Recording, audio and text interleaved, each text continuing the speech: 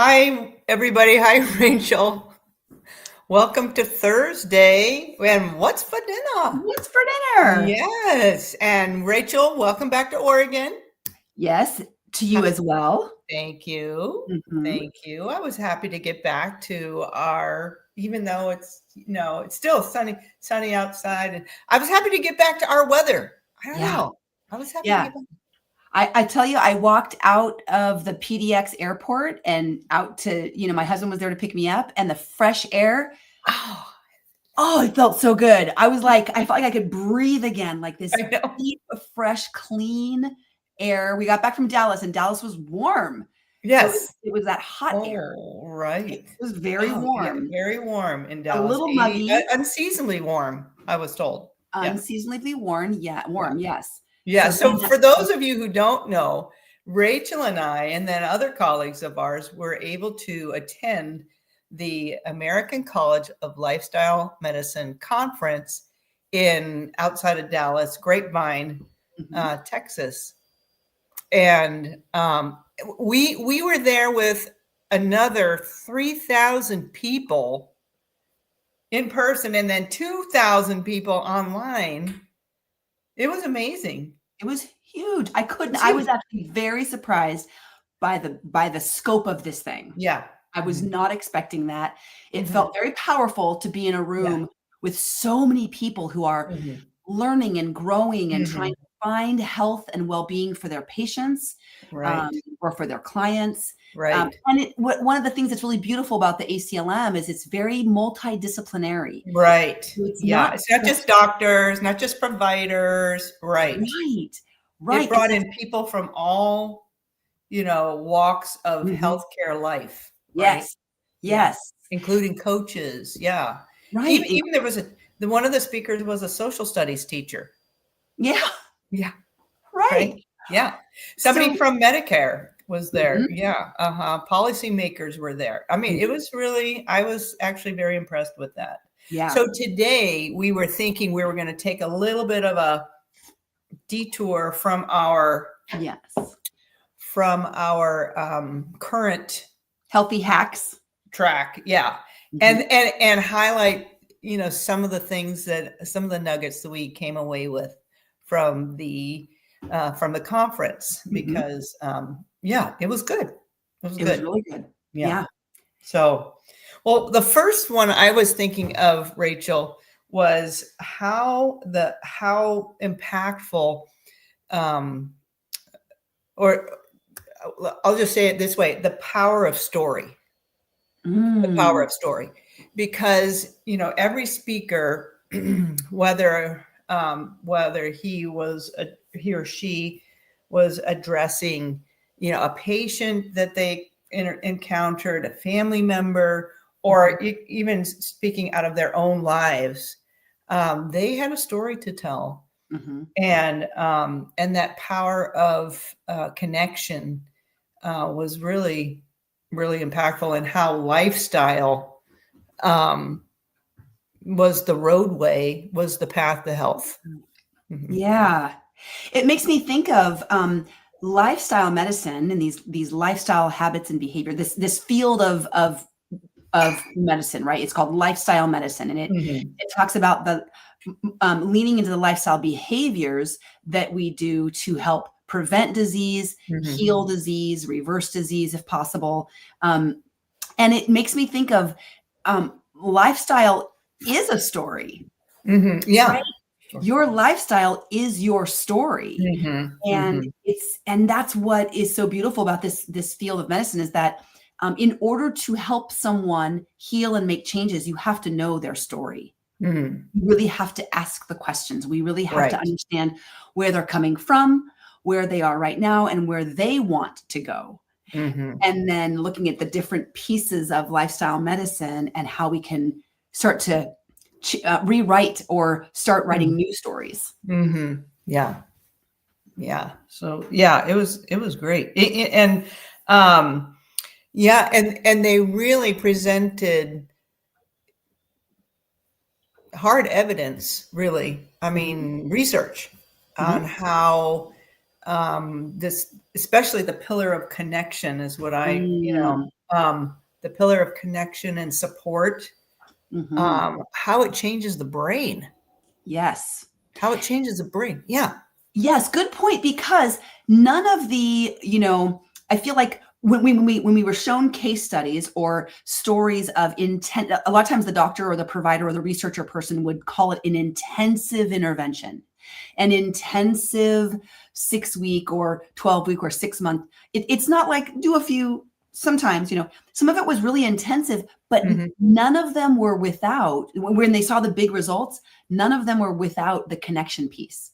That Right. was always part of the Yeah. modalities. Right. It was, yeah, they're tweaking nutrition and they're doing more movement or they're doing some, but it's connection. It was the piece of Right. support, connection, Yes. they were plugged in. Right. Yeah. That was Yeah. huge. And it was interesting to me how they in the research, they were looking at specific areas of the brain that either, that were too big and got smaller or were too smaller and got bigger, like namely the hippocampus and regarding memory, or the amygdala and stress. Mhm. Even they measured telomere length and saw how that changed with the power of connection. Mhm. Yeah, it was Mhm. amazing. It was amazing, and it really speaks to one of the last speakers of the day called. He said he heard somewhere someone call like social media or AI relationships, like what do they call it now? AI companion. Oh, These are uh-huh. tools that can be very helpful, but finding our connection, if we're only Mhm. finding our connection from AI or social media, it's like fast food nutrition. Mm, Leaves you wanting more, leaves you right. empty. It's the fast food of Yeah. connection, Yeah, it's not the real thing. not the It's real not. thing. Yeah, I mean, it's such a great metaphor, right? Yeah. I mean, you can think Love about what it. fast food is. It's not Yeah. real nourishment. It's not, Yeah. doesn't fill you up, doesn't leave you feeling Mhm. satisfied or feeling Mhm. whole. And yeah, Right. so Yeah. Yeah. connection was a big one. Connection was a big one. Mhm. Yeah. The other thing that I came away with was the power of microbes. Man, they're powerful little suckers. Powerful. Do not underestimate the microbe, y'all. Just because you can't see it. We are more microbe than we are human when it comes to cell count. Right. I mean, there's more of those little buggers living on us than we're living. So, dang. Uh-huh. I'm gonna read this. Penny Chris Jewett McDonald. Do you know Hi, her? Penny. You know Penny? Yes. Yeah, she says it's interesting you mentioned the piece of connection because connection is required by our bodies, our minds, our souls. We need connection with one another and we need connection with people who want to help you make a new story in your life. But connection begins with your personal relationships. And I know that's different from what you're talking about, but I guarantee you connection with your inner circle has such Mm, power over how we think and we feel about ourselves. So true, Penny. And 100%. yeah, and I know that, as human beings, we have the ability to have a few super intimate relationships, Mhm, 2 or 3, and then we can have 12 people who we're safe with, and mhm, they're in our circle, and then we only have the ability to connect with about 150 mhm. people on Yeah, a meaningful level. yeah. But what you're saying is so true, Penny. Thank you for that. Yeah. Yeah. Yeah, I think it So was. back to our microbes piece. Regarding fiber and fermented foods. Mhm, Yeah, and the microbes. mhm. Pretty amazing. Yeah, Yeah. the What power happens, that we yeah, have. of in the gut. And if we focus on healing our guts, things fall into place. Mhm, mhm. They fall into place. Your sleep improves. Right. Your mental health improves. All these inflammatory conditions, autoimmune, even some thyroid, diabetes, all these conditions related to inflammation improve. Yes. When we eat for the gut. When we eat for the gut. Yeah. Wow. Yeah. Feed the bugs. Eat the bugs. It's my new bumper sticker. Feed your bugs. So what does this look like? What were some of the top hacks? We can kind of go back to our nutrition hacks. What are some of the hacks that you kind of pulled away as, here's the number one ways I want to be feeding my bugs? Well, the 4, right? 4. Yeah. What were they again? Fiber, polyphenols, fermented foods, and resistant starches. Okay. So fiber. What's fiber? Yeah, fiber specifically in plant foods and whole in minimally processed plant foods. You know, we're not talking about adding fiber, you know, sprinkling it in, you know, but fiber that's in your plant. You know, it can be in your chia, it can be in your hemp, it can be in your flax, it can be in your psyllium, but we're talking about kale and cruciferous vegetables and yes. So fiber, variety of veggies, variety and fruits and veggies. Plants. Yeah. And then the polyphenols in the colors of your plants, right? Which kind of they piggyback. They'll just come in. If you're eating the first one, you're getting the second one. It's a 2 for 1. It's a twofer. It's a twofer. 1-2 punch. Okay. You can get a 3-fer. You can get a 3-fer, Rachel. What's the 3-fer? Fermented foods, because like for example, if you ferment purple cabbage, you're getting fiber, you're getting polyphenols, you're getting microbes to feed from your fermented. You're transforming the food that creates other compounds that are good for your health. Yeah, wasn't that interesting that he was talking about how you take something like purple cabbage by itself? It's a powerful, beautiful, gorgeous, lovely on its own, 100%, right? But it may only have, and I'm not using the right numbers, but let's say it only has 10 compounds or 10 healthy chemicals. Let's say. Right. You ferment it, and the bugs get in there, and they're like, "Let me help you with this," and they're like, "We could do better." Right? So the bugs get in there. Watch. And they do their watch thing. what I do. They get in there, and now suddenly you have thousands of compounds. You have thousands of healthy chemicals that transformed this food. Yes. Mind blown. Mind blown. And let's remind people what the fermented foods are. Sure. Well, we've got your kimchi. Yes, we've got your sauerkraut. We've got your fermented pickles. You know, like I love a brand named Bubby's pickles. Beautiful. So good. We've got your miso and your tempeh. We've got fermented tofu. We have fermented dairy in the form of yogurt, and you could ferment coconut yogurt that way too, right? Yes. And then or kefir. Yeah. So I mean, those are some, not all, but those are some. Right. And they all have different it's good to add a variety if you can add a variety. And keep in mind, here's one thing that I was very confused with when I started to dabble into fermented, because I was not raised with fermented foods. And I think a lot of people listening are probably saying, that was not part of my normal food. So I thought pickled foods were the same thing. Oh. They're not. Au contraire, mon frère. Au contraire, mon frère. These are not the same. So you've got to understand that you can pickle onions. Great, delicious, wonderful. Eat them. Yes. But that's not a fermented food. So, and pickles aren't fermented unless they're Bubby's fermented. Yes. Your fermented foods are going to be in the refrigerated section. Now, but Rachel, we learned about zombie though. Zombie bugs. What? This was cool. This is very cool. Because again, so these are live bacteria, right? When we think about yogurt, we know that there's live bacteria. When we think about sauerkraut, it is live bacteria.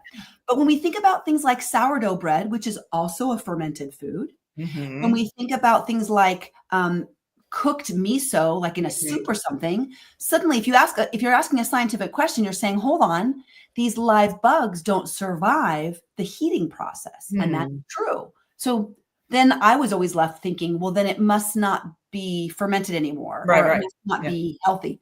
Right. What do we know now? We know that there is still impact, because there's still, it's like a immunization. There's still little protein parts that go to your gut and do the beautiful things. Right.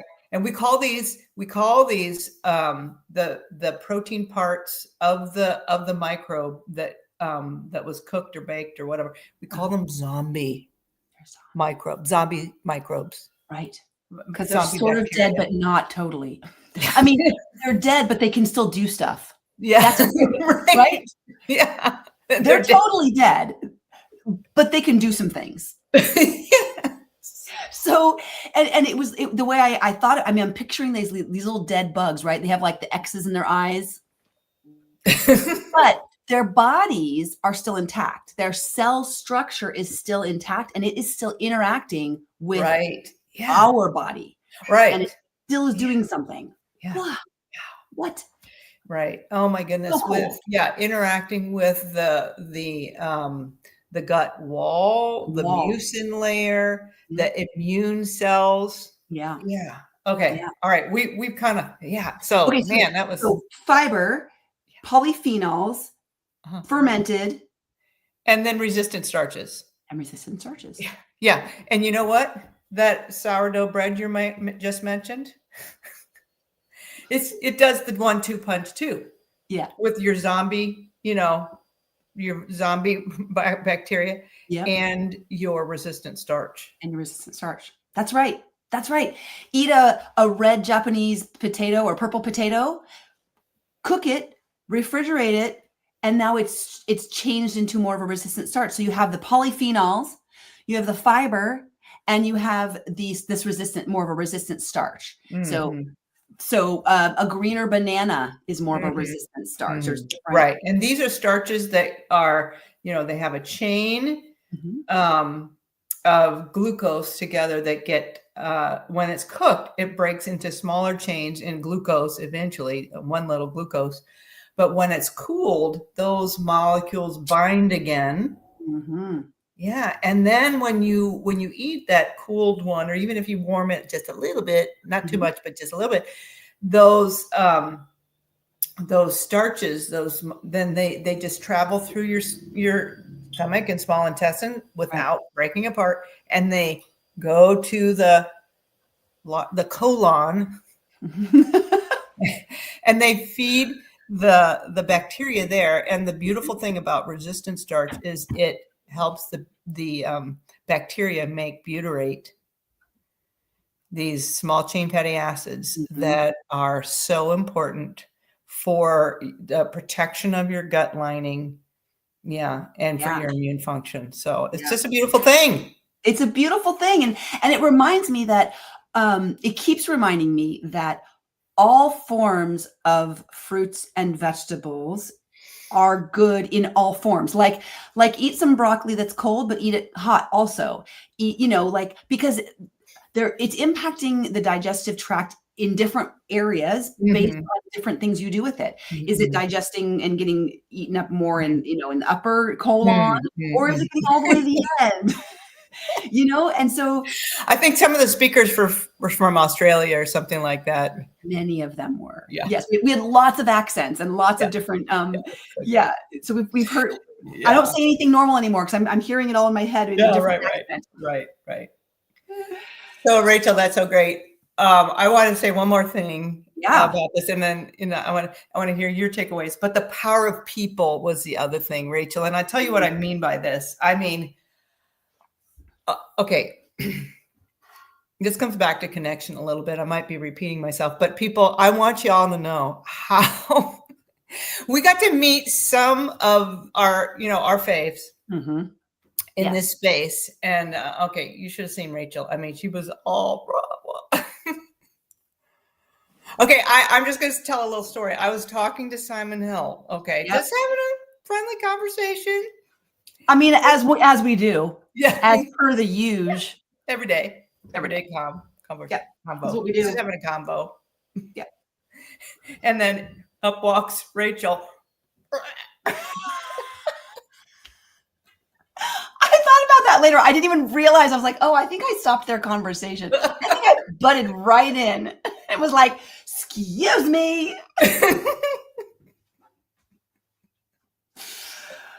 It was great. It was great. That was the whole reason I did that, to segue for you, I saw you over there. And I was like, oh, this is my in. Because I'm really actually quite shy and would not normally just walk up to him. But she had already done it. So I walked up. I did it for you, Rachel. I did it for you.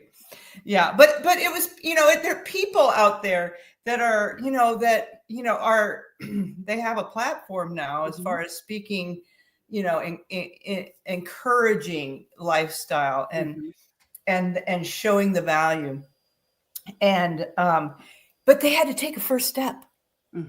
Right. And they're just people. Right. And they had, and the thing is, they took the first step. They did it. Yeah. Yeah. They took the first step. They got the kitchen going, a teaching kitchen going in their local school district. Right. Yeah. They connected with that church in their community to bring lifestyle, to their community. I mean, they just took that first step. Right. It's true. That was very motivating. Yes, that's very inspiring as well, because we're watching people who've done amazing things. Yeah. And it's so often we can go, I'll never be them. I'll never get there. And how are they able to do it? Well, like anybody else, they're normal human people who wear pants. They put on their pants in the morning, and then they just like do that step. Yeah. They just step out in and it's herky jerky and it's clunky. I mean, we saw pictures of people who have world famous cooking kitchens now, but started off with a little Costco fold up table and a little, bowl, right, and a whisk. Like they started humble and simple, but they started, and they kept going, and then that compounding, right, of actions, and they were committed. Ooh, well, you just segued me up for probably my biggest takeaway. Thank you for that. I'm going to hit this one out of the park. That, yes. And I'm still kind of like simmering in this. My brain is really curious about this word that was used by Dr. Dean Ornish a lot, pilgrimage. Going on this pilgrimage of health or lifestyle change, and what it means to be committed to a pilgrimage, to kind of go all in. When I think of a pilgrimage, I think of somebody like on a pathway, and they step on the path and they commit to going the whole path, and they stay focused. So yeah, you and I were kind of talking about, like, some of the words that come up are commitment, transformation, kind of, in some ways it's doing a 180, right? Sometimes it's doing like the cold turkey. I think of the term. The cold. Some people quit smoking by going cold turkey. Some people quit smoking by a more gentle approach. Sometimes the cold turkey is needed. And when, so God, it's getting me. I don't have an answer yet to where my mind is with this idea.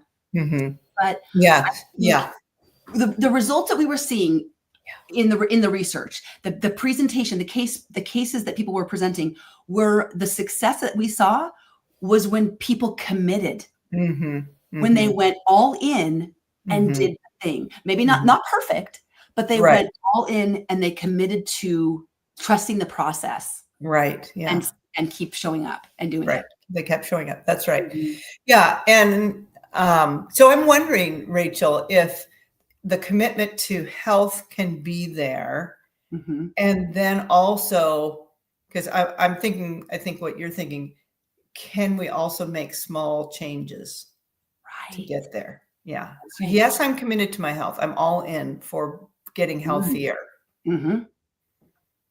And that path for me looks like small changes that I'm going to be consistent with and then add to. Right. Yeah.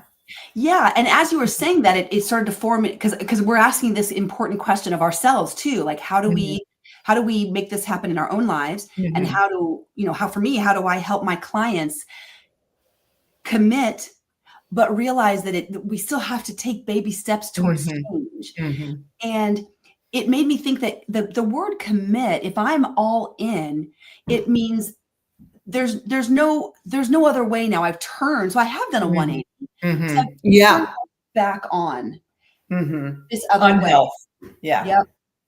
Yep. And I'm going forward. The only option then is forward. Now, again, we're not saying all, black or white, all or nothing, perfection, because no one does anything perfect. We stumble a couple times. We fall backwards and we're like, uh-oh.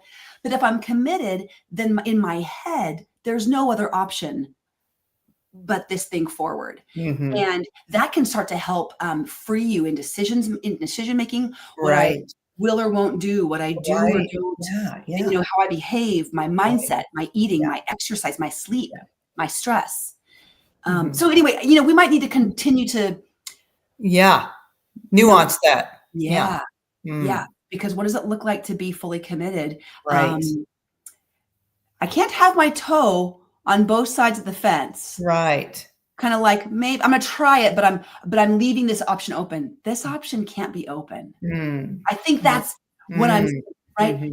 This option isn't open anymore. Put both feet over. You maybe don't jump over the fence yet. You might be still sitting a little bit on the fence, but don't hold out for, well, if this doesn't, if I don't like it, or if it gets uncomfortable, or if it feels hard, or if it takes too much time, I'm leaving this option open to go back. Anyway, it's an interesting concept. I want to also say that, just waking up and maybe making the commitment every day, because sometimes it feels like if I maybe too much if I'm committing the rest of my life. But, yes, it is that. But the way it starts with waking up every day and making the commitment. Yeah. Rachel, I have to say one more thing. I am just really proud of us and what we're doing. Yeah. And I don't mean that in a self-promoting kind of, grandiosing, thinking more of myself than I ought kind of way, but we're one of the peoples. We're doing it. We're doing this stuff. We heard from many people who are doing cooking kitchens. We are too, right? Who are using health coaches in the healthcare field to pair with a physician. We are too. And there were a lot, and for many people, this was new. These were like, oh man, these were ideas. Right. We're doing this stuff. And like high five, right? Boom. Because we're showing up in a way that feels authentic. It's part of our dream in this space to be helping and helping people grow and helping them make the changes, and in a way that feels so beautiful. And it feels good to know that we're on the track. We're on the journey. We're all in. Right. We have our own case studies, right? Yeah. I was, a couple of times I know I said to you, we could be giving this talk. Yeah. I was like, let's get up there and tell our stories. Yeah. But just to name some of the last patient of ours, and we'll go nameless, of course, but I mean, because of the lifestyle changes, because of the support that we offer, because of the coaching, because of the group connection, that, and the frequency maybe of the support, the visits with the physician and with the coach, yoga, I mean, all those things, movement, this person lost 100 pounds, not just to get to the surgery that was necessary for a knee replacement. That was a milestone. It wasn't a finish line. And this is part of the commitment that you're talking about. Right. And this person is beyond that milestone of surgery and still getting healthier. And it was just such a wraparound visit for me today. It's like, this is why we're doing what we're doing. this is why we're doing, and it wasn't just to lose the weight. I mean, this person's cholesterol is improved, the diabetes, the blood sugars are improved, the blood pressure, the sleep. I mean, just, I could just list all the things, right? Yes. It was, a couple of kids. Yeah. You say, hey, let's try this. Showing up. Yes. Oh, yeah. I'm so grateful you had that wraparound experience to really, like, what an incredible way to come back home and get back to work, and then have your own case study right in front of you, your own example of, this is why we're doing what we're doing. Yeah. Oh. Lifestyle, it works. Lifestyle works. And you know what? I think, and we won't be able to do our what's for dinner because I've got to jump on my next meeting. But one of the final things I walked away with was feeling more empowered to use the term lifestyle and lifestyle medicine, because this is a thing it's not going anywhere. It's here to stay. It's making change. It is transforming the way the healthcare system is looking at care and healing. And so I think that it's not a word that's going to be like, wait, what's lifestyle? No, you're going to know what it is. You're going to be looking like, in the same way that people know what functional medicine is, or they know what integrative medicine is, or they know that they look for a physical therapist. They're going to be looking for a lifestyle medicine provider, because they know that this is the type of care and wraparound, support that they're looking for. So, and that's what we do. Yeah. I practice lifestyle medicine coaching. You practice lifestyle medicine, and medicine. So that's what it is. Lifestyle works. Yeah. Lifestyle. All right. Okay. Well, thanks, Rachel. Thanks, everybody. Okay. We'll see you guys next week. Later. Bye-bye. Bye.